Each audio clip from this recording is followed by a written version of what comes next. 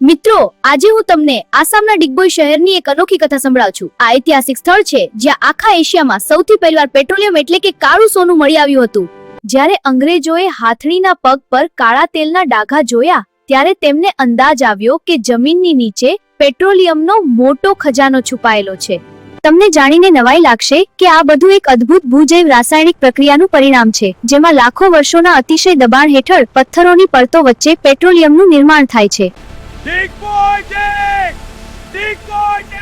ખોદકામ સમયે અંગ્રેજ સુપરવાઇઝર મજૂરોનો ઉત્સાહ વધારવા વારંવાર બૂમો પાડતા. અંગ્રેજોએ લાકડાના ઊંચા ટાવર બનાવ્યા અને વરાળથી ચાલતા એન્જિનની મદદથી જમીનમાં ઊંડો કૂવો ખોદ્યો. આ જ રીતે મશીનો દ્વારા એશિયામાં સૌથી પહેલીવાર તેલ બહાર કાઢવામાં આવ્યું. અહીં 1901માં એશિયાની સૌથી પહેલી રિફાઇનરી શરૂ કરવામાં આવી.